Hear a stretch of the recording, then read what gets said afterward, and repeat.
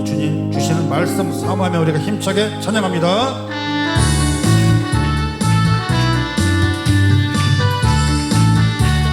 은혜가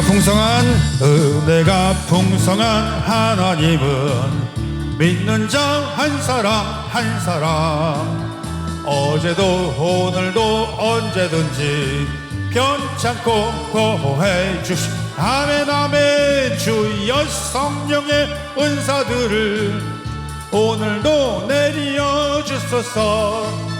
성령의 뜨거운 불길로서 오늘도 충만케 하소서. 정욕과 죄악에 물든 맘을 성령의 불길로 태우사 정결케 하소서. 태우소서. 깨끗게 하여 주옵소서. 아멘. 주여 성령의 은사들을 오늘도 내려 주소서. 성령의 뜨거운 불길로서 오늘도 충만케 하소서. 희생의 제물로 돌아가신 어린 양 우리 주 예수여, 구속의 은혜를 내리시사 오늘도 구원해 주. 아멘 아멘. 주여 성령의 은사들을 오늘도 내려 주소서. 성령의 뜨거운 불길로서 오늘도 충만케 하소서. 주님의 깊으신 은혜만을 세상에 널리 전하리니 하늘의 능력과 권세로서 오늘도 입혀 주옵소서. 아멘. 주여 성령의 은사들을 오늘도 내려 주소서. 성령의 뜨거운 불길로서 오늘도 충만케 하소서. 우리 오른손 높이 들고 아멘 아멘 아멘. 오늘도 우리가 함께 믿음의 선포하기를 원합니다. 우리 하나님은 살아계십니다. 아멘. 그 살아계신 하나님은 우리의 기도 들으시고 응답 주심을 믿습니다.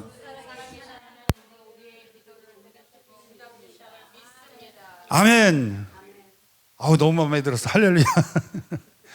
야, 이 세례자가 되더니 완전히 달라지셨네. 아멘. 그렇습니다. 그 살아계신 하나님 앞에 우리가 다시 설 수 있다는 것은 우리의 삶에, 우리의 인생에 가장 복된 일이라는 그 사실을 믿으시기를 주님의 이름으로 축원합니다. 여러분, 왜냐하면 우리가 살아가면서 많은 것 누리고 살지만은 하나님이 함께 하심으로 우리에게 주시는 그 은혜가 얼마나 놀라운지 여러분 아십니까? 사람들은요, 여러분, 어떤 현장에서 그 눈으로 볼 수 있는 것, 물리적인 것, 그런 것에만 집중을 가지고 관심을 가지려 하고 있지만 실체에 대해서는 정작 다소 현실적으로만 받아들이기는 너무 어려운 그런 모습들을 발견할 때가 있다는 것입니다. 보세요.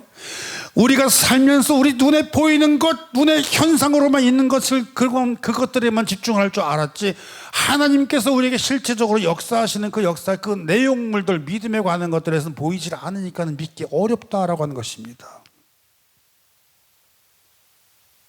여러분, 오늘이 2월 첫째 주일입니다. 벌써 1월달 땡 쳐버리고 2월이 됐어요. 여러분, 1월달 지나면서 새해라는 것을 맞이하면서 많은 사람들이 다짐하기도 하고 기도하는 것도 있고 작정하는 것들도 있었잖아요. 여러분, 근데 한 달이 지났는데 지금 마음이 어떠세요? 참, 내가 그렇게 작정을 했는데 허탈한 웃음밖에 안 나올 때가 가끔 있더라고요. 여러분, 지금도 그때 새해처럼 막 새해를 들어서 내가 어떻게 잘 해봐야지 이런 마음이 똑같아요? 좀 식었죠? 식을 수밖에 없죠. 새해에 대한 어떤 기쁨이나 기대감이나 그런 걸 지금도 똑같이 그렇게 뜨겁게 살아가고 있나요?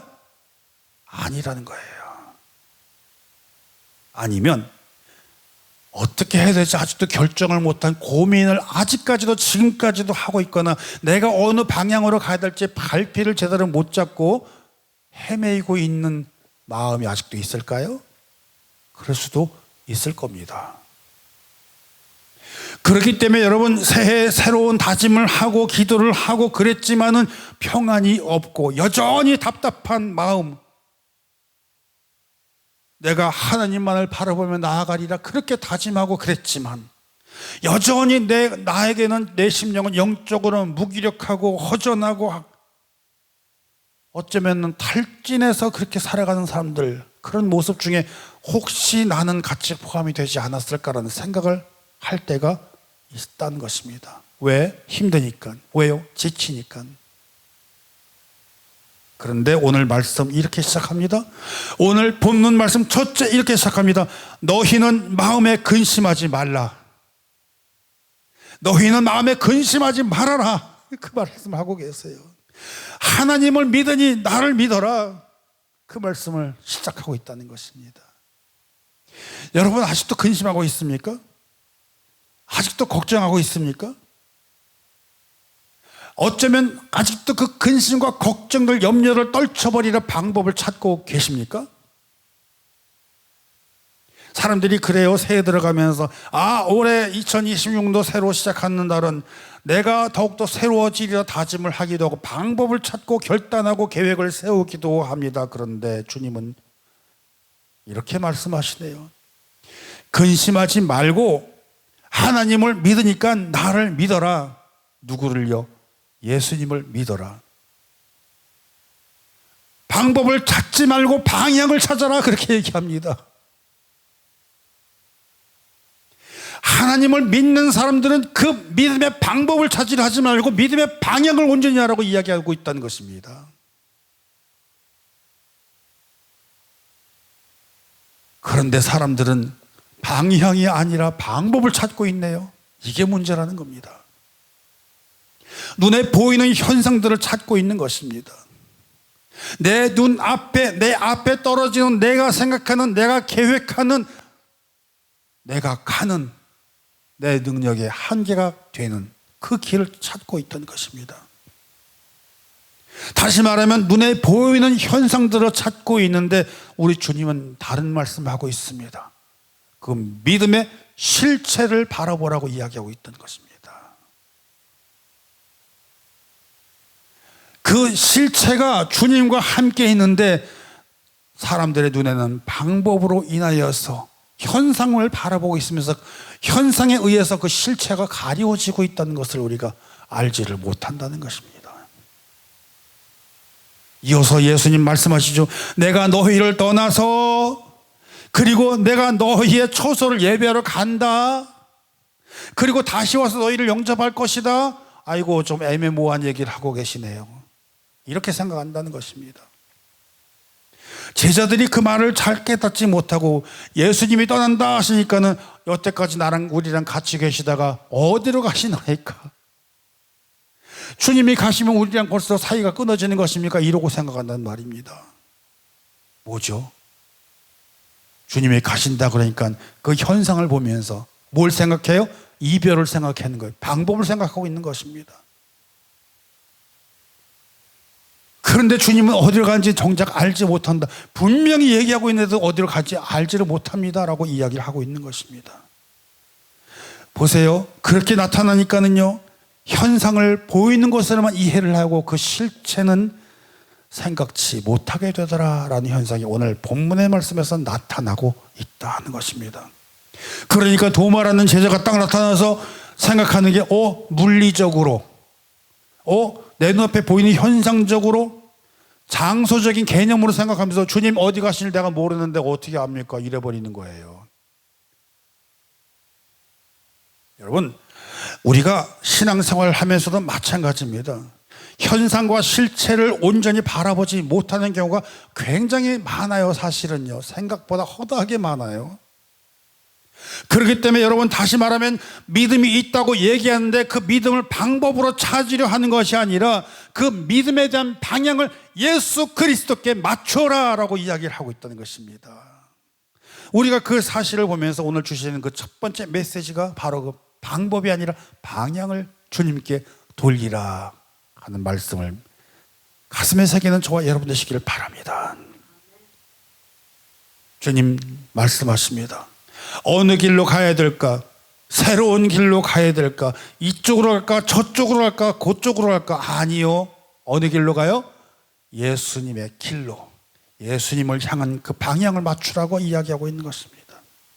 왜냐하면 그 길 자체가 바로 예수 그리스도라는 것이요. 아멘이세요? 그 진리 자체가 예수 그리스도라는 것이요. 아멘이십니까? 생명 자체가 예수님이라는 것이요. 아멘이세요? 자동기어가 아니고 수동기어네, 지금 보니까는. 다시요. 다시. 길 자체가 누구요? 예수님이요. 진리 자체가 누구요? 예수님이요. 생명 자체가 누구요? 예수님이요. 자동기어를 넣고 가세요. 길이, 진리요, 생명이요, 다 예수 그리스도라고 하는 것입니다. 이게 실체라는 거예요, 이게.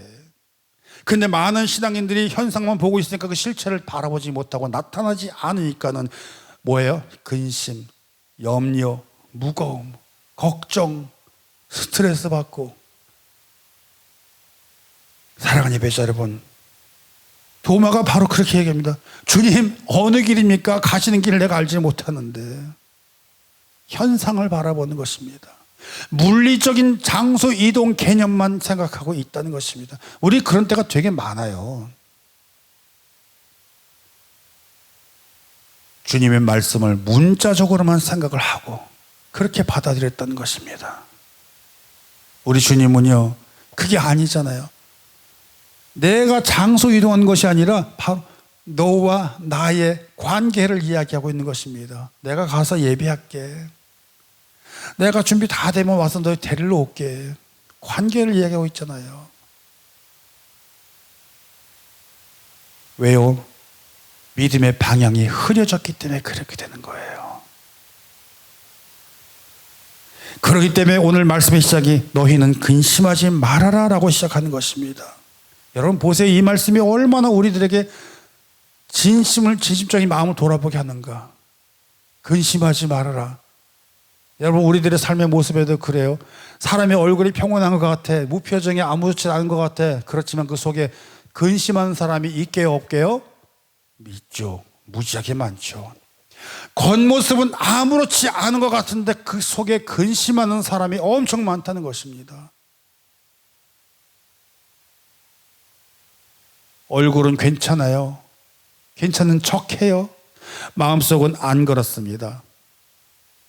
그런 제자들에게 오늘날 저와 여러분과 우리들의 교회에게 말씀하십니다. 하나님을 믿으니 나를 믿어라. 하나님을 믿는다고 이야기하고 있으니 나를 믿어라. 근데 왜 안 믿죠? 근데 왜 근심을 하죠? 그러면 근심에 반대되는 말은 무엇입니까? 근심에 반대되는 말 위로일까요? 아니요. 안 근심일까요? 여러분 근심에 반대되는 말은 너무 쉬워요. 믿음이에요. 믿음. 믿는 거예요. 믿음의 방향을 주님께로 두라고 그러는데 그 믿음의 방향을 주 예수 그리스도께 두라고 하는데 그렇다고 믿는 것도 아무거나 믿는 게 아니라 하나님을 믿으라고 하는데 다른 것을 믿으려고 하잖아요. 사랑하는 예배자 여러분, 오늘 우리가 예배드리면서 우리들의 믿음이 크고 작고 그것이 중요한 게 아니라 어디를 향하고 있는가를 다시 한번 돌아보는 저와 여러분 되시기를 바랍니다. 우리가 다 믿는다 하는데 그 믿음의 대상이 정말로 누구냐고 하는 것을 분명히 하자라고 하는 것입니다. 누구를 믿습니까? 자기 자신을 믿나요? 무엇을 믿습니까? 자기의 능력을 믿나요? 아니요. 하나님을 향하고 하나님을 믿으며 하나님을 의지하며 내 계산은 하지 말자는 것입니다. 그게 온전한 방향으로 믿는다는 것입니다. 여러분 그렇기 때문에 믿음의 방향, 믿음의 대상이 하나님께로 집중하게 되면 나의 근심은 사라지게 될 것입니다. 내 염려는 내려놓게 될 것입니다. 우리의 근심은 떠나가게 될 것이라는 사실을 믿으시는 저와 여러분 믿으시기를 바랍니다. 말씀 보세요. 빌립보서 4장 6절 7절 말씀 아무것도 염려하지 말고 다만 모든 일에 기도와 간구로 너희 구할 것을 하나님께 아뢰라. 그러면 어떻게 한다고요? 모든 지각에 뛰어난 하나님의 평강이 그리스도 예수 안에서 너희의 마음과 생각을 지키시리라는 말씀을 주신다는 것입니다. 염려를 내리라는 그 방법이 뭐죠? 염려를 내려놔라. 염려를 내려놓으라. 베드로전서 5장 7절 말씀 보세요. 너희 염려를 다 주께 맡겨라. 맡기라는 거죠. 그러면 어떻게 해요? 주님이 돌보신다고요. 여기서 맡긴다는 거냐 이런 거예요. 주님 맡아주시기를 부탁드리옵나이다. 이거 아니요. 주님 앞에 탁 갖다 버려놔. 내려놔. 왜? 다시 안 찾아갈 거니까. 그렇잖아요. 다시 안 찾아갈 것이기 때문에 주님 앞에 탁 내려놓고 딱 잊어먹고 돌아서야 돼. 근데 이런 사람이 있어. 주님 지난번에 맡겨놨던 내 근심 다시 찾으러 왔습니다. 그동안 맡아주고 감사합니다. 다 챙겨놓고 가. 이러면 안 돼요. 맡기는 거는 처리해 주세요. 그거예요. 던져놓으라고요. 사랑하는 예배자 여러분, 성경에는 그렇게 이와 같이 근심을 내려놓아라, 염려하지 말라 말씀을 오지게도 많이 하는데 그 말은 왜 이렇게 생각이 안 날까요?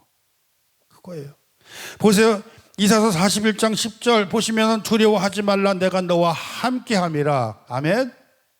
놀라지 말라 나는 네 하나님이 됨이라. 아멘. 내가 너를 굳세게 할 것이야. 너를 도와줄 것이야. 내가 너를 참으로 의로운 손으로 붙들어 줄 것이야. 근데 왜 자꾸 두려워하냐고요. 왜? 이것이 바로 현상이라는 것이 우리 눈을 가리고 있어서 그렇다고 하는 것 아니겠습니까? 사랑하는 예배자 여러분, 두려워하지 말라. 함께 하겠다. 놀라지 마. 내가 너의 하나님이야. 너를 굳세게 도와줄 거야.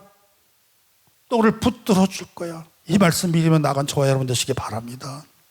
그럼에도 불구하고 베드로라는 분은 열심히 나가서 믿음으로 출발해가지고서 갈릴리 바다를 뚜벅뚜벅 걸어가다가 그만 딱 보고 풍랑을 보는 순간 폭락 빠져버렸네. 그때 예수님이 뭐라고 그랬어요? 이 믿음이 적은 자야 어찌 의심하였느냐. 거기에 있다는 거예요. 거기에. 여러분, 저와 여러분 2월달 시작하면서 지난 1월달에 날려버리고 싶었던 근심 무거운 거 있습니까? 이 시간에 날려버리시고 주님 바라보시길 바랍니다. 염려와 걱정이 있었습니까?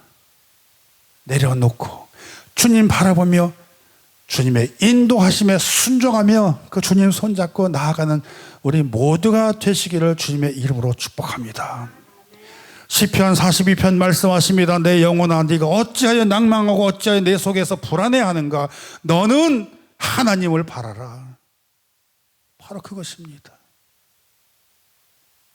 그렇기 때문에 여러분 두 번째로 주님의 말씀을 온전히 믿음으로 바라보면서 현상과 실체를 구별하는 저와 여러분 되시기를 바랍니다. 현상과 실체를 구별해야 되는 거예요. 이것 때문에 많은 사람들이 실족을 합니다. 이것 때문에 많은 사람들이 실망하고 떠나가고 주저앉고 쓰러진다는 것입니다. 도마가 물리적으로 생각하고 문자적으로 생각했던 것처럼 많은 사람들이 사실 똑같아요. 바로 그 샘플이에요. 그것이. 여러분, 우리의 믿음을 현상으로 보시겠습니까? 아니면 우리의 믿음을 실체적으로 보시겠습니까? 바로 그 말씀이 오늘 2절 3절에 있는 것입니다. 여기서 보니까 뭐라고 그래요? 내 아버지 집에 거할 곳이 많다. 내가 너희를 위해 처소를 예배하러 간다. 내가 와서 너희를 영접하게 될 것이다. 바로 이거예요.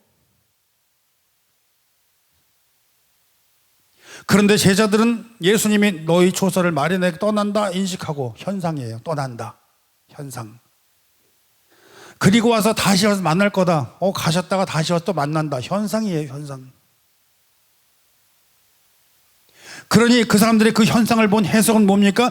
예수님이 우리를 떠나신다. 그러니 결과적으로 우리만 남을 거다. 이 생각을 했다니까요. 제자들만 남는다. 이 생각만 했다는 것이라니까요. 그게 바로 현상적인 믿음이라는 거예요. 보이는 대로, 들리는 대로 자기 스스로 판단하고 결정하고 그렇게 믿는다라는 것입니다. 이게 바로 근심을 만들어내는 원인이라니까요. 지금 거기에 걸린 거예요. 그런데 성경에 보세요. 성경에는 그렇게 근심과 그저 뭐의 현상과 실체를 헷갈린 사람들이 많아요. 믿음의 조상이라는 분도 그래요. 아브라함이라는 분 보세요. 자녀를 주시겠다는데 해요. 여호와 하나님이요, 내가 지금 나이가 몇 살인데 100살이나 되는데, 아이고 내 와이프는 지금 90이 넘었는데 뭐요? 아들을 준다고요? 웃었잖아요. 근데 아들이 생겼어요? 안 생겼어요? 아멘. 이삭이 생겼잖아요. 그게 실체라는 것입니다. 현상은 뭐예요? 100살이에요? 90살이에요? 애를 못 낳는다예요. 실체는 뭐예요? 낳는다. 그래서 로마서 4장 18절 말씀하지 않습니까? 아브라함이 바랄 수 없는 중에 바라고 믿었으니 이는 내 후손이 이 같으리라. 그 하신 말씀대로 민족의 조상이 되게 하려 하심이라.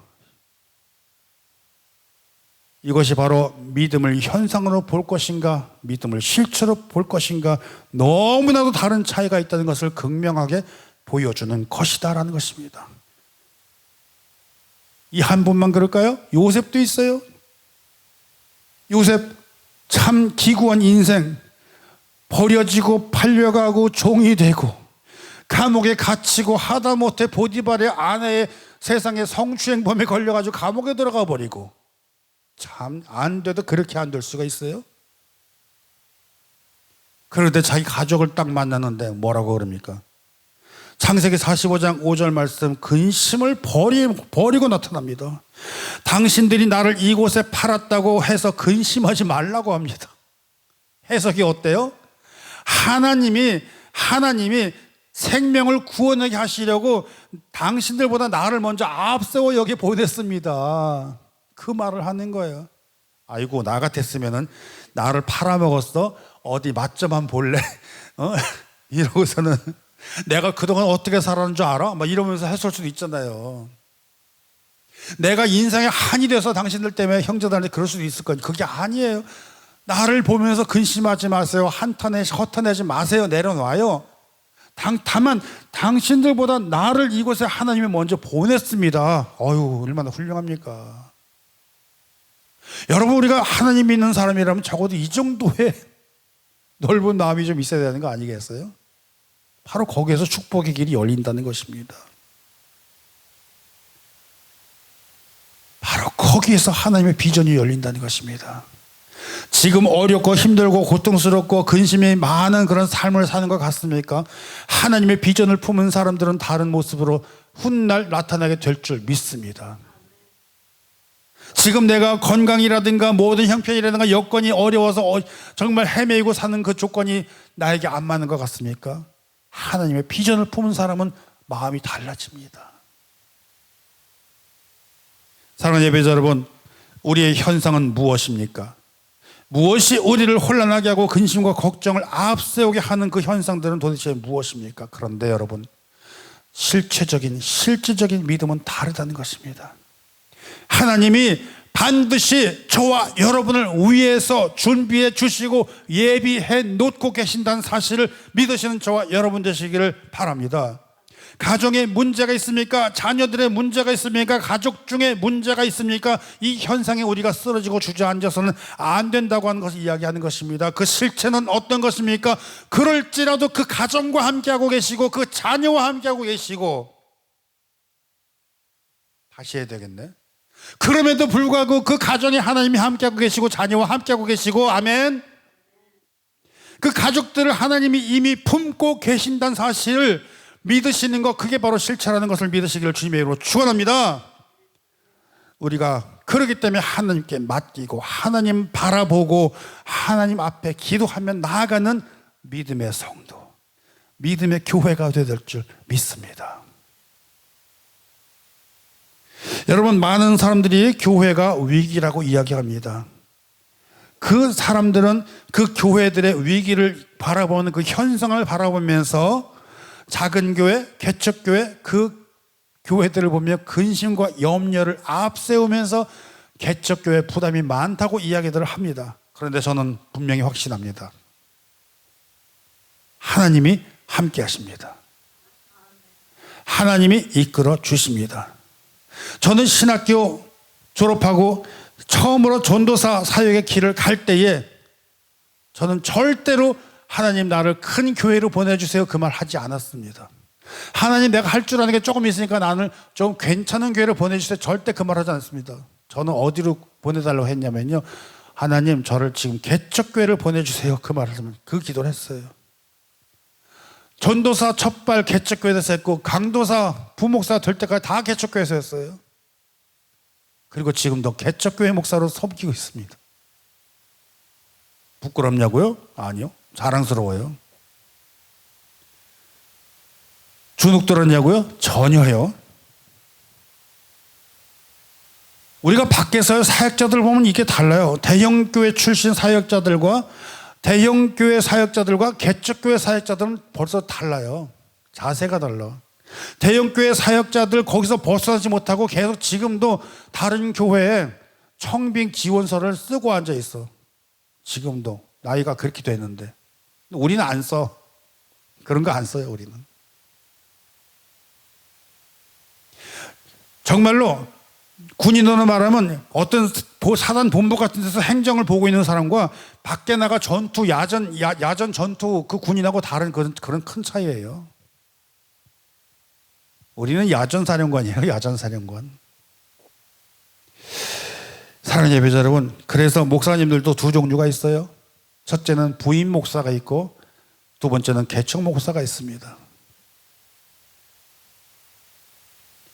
교회와 성도가 산전, 수전, 공중전, 육탄전까지 다 겪고 나면 그 현상들을 바라보고 그 실체들을 바라보기 때문에 현상들을 이겨낸다는 것입니다.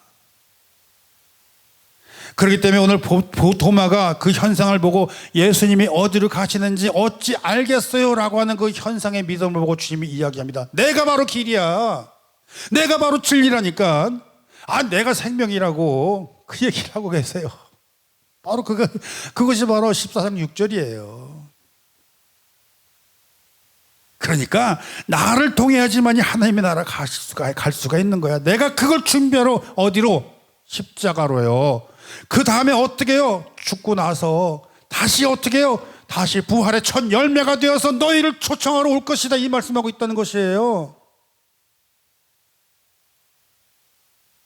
이것이 바로 주님의 실체가 거기에 있다는 것을 믿으시기를 바랍니다. 처소를 예배하러 간다, 떠나는 게 아니에요. 영원히 우리와 함께 하시도록 준비하러 가신다는 것입니다. 왜 그렇게 가셔야지만이 되니까는요. 다시 와서 영접한다 그 말이냐, 더 깊은 동행하기 위해서 데려오기 위해 그 약속을 주신다는 그 약속이 그 속에 들어가 있다는 것입니다. 그렇기 때문에 여러분, 믿음은 현상이 아니라 실체이고 그 실체는 바로 우리 그 주님과 우리와 굳건한 그 믿음으로 붙잡는 것을, 그 약속 붙잡는 것, 그걸 믿으시기를 바랍니다. 그 답이 바로 내가 곧 길이요 진리요 생명이라는 그 말씀을 기억하시는 저와 여러분 되시기를 주님으로 축원합니다. 여러분, 근심의 뿌리가 어디요? 믿음의 방향이 잘못되었다는 걸 우리가 이미 바라보고 있습니다. 그리고 그 잘못된 것은 잘못된 이 현상을 바라보았기 때문이라는 것입니다. 이렇게 실체를 놓치고 살아가는 세상 사람들이 너무나 많은데 주님의 핵심은 바로 이겁니다. 이제 더 이상 현상으로 흔들리지 마라. 이제 더 이상 현상으로 주저하지 말아라. 이제 더 이상 현상으로 괴로워하지도 말아라. 바로 그 믿음의 실체를 바라보며 그 실체는 바로 예수 그리스도라고 하는 그 주님의 주신 약속을 믿으며 나아가는 저와 여러분 되시기를 바랍니다. 그리고 주님이 말씀하십니다. 연거푸 말씀하십니다. 내가 곧 길이요 진리요 생명이다. 그렇게 따라올 때 근심이 사라지고, 그렇게 따라올 때 염려가 사라지고 바로 하나님 안에서 평안을 얻을 것이다 라는 말씀을 주신다는 사실을 믿으시기 바랍니다. 다시 말해서 주님과 함께 가시는 것이 바로 방향의 온전한 방향이요 회복의 방향이라는 것을 믿으시길 바랍니다. 진리 되신 예수 그리스도 따르는 거요, 그 주님의 말씀이 온전한 회복, 문자적으로나 상황적으로나 현상으로 보는 것이 아니라 그 주님의 말씀을 붙들며 회복하는 길이 바로 그 주님의 길이라는 것을 믿으시길 바랍니다. 생명 되신 예수님을 따르는 그 길, 하나님의 자녀와 하나님의 자녀의 존재와 그 회복에 있다는 그 말씀, 그 말씀 안에 있다는 것을 믿으시기를 바랍니다. 사도행전 4장 12절 말씀 잘 보세요. 다른 이로서는 구원을 얻을 수 없다 말씀하셨습니다. 요한복음 10장 9절에 내가 문이니 누구든지 나로 말미암아 들어가면 구원을 얻는다 말씀하셨습니다. 히브리서 10장 19절 20절 말씀, 그 길은 휘장 가운데 열어놓은 새로운 살 길이다라고 말씀하셨습니다. 이 말씀 한마디로 딱 일축하면 이겁니다. 예수 그리스도가 바로 살 길입니다. 그것을 믿으시기 바랍니다. 여러분, 오늘 살아가며 근심과 염려로 길을 잃어서 성도들이 헤매고 있다면요, 오늘 이 시간에 주 예수를 온전히 붙드는 그런 시간이 되시기를 바랍니다. 바로 이 시간이 바로 어떤 시간이냐면 은혜 시간입니다. 바로 이 시간이 어떤 시간이면 온전히 세워주시는 그 주님의 은혜를 감사함으로 그 주님의 인도하심을 따라 나아가는 저와 여러분이 되실 줄 믿습니다. 그렇기 때문에 여러분, 이 결단이요, 주님을 붙들고 나가는 그 결단, 정말 실체적인 믿음을 붙들고 나가는 그 결단, 이 2월달을 시작으로 하여서 여러분, 저와 여러분의 믿음의 방향을 온전하게 똑바로 세우고 우리의 삶에 승리하시는 세 달이 되시기를 바랍니다. 그렇기 때문에 여러분, 오늘 말씀 주제와 같이 이것입니다. 하나님을 찾는 사람은 길을 잃지 않습니다. 우리 함께 해보실까요? 하나님을 찾는 사람은 길을 잃지 않습니다. 바로 이 말씀을 여러분 잘 새기시면서 하나님을 찾아 길을 헤매이고 다니시는 일이 없도록 주님을 바라보면서 주님의 길로 가시는 저와 여러분이 되시기를 바랍니다. 길이요 진리요 생명이신 그 길로 주님이 인도하시는 길에 순종하며 나아가실 때에 그 길 가운데서 날마다 승리하시고 날마다 주님의 주신 그 은혜로 현상으로 더 이상 혼동되는 것이 아니라 실체적인 믿음으로 승리하시는 저와 여러분 되시기를 바랍니다. 주님의 이름으로 축복합니다. 기도하겠습니다.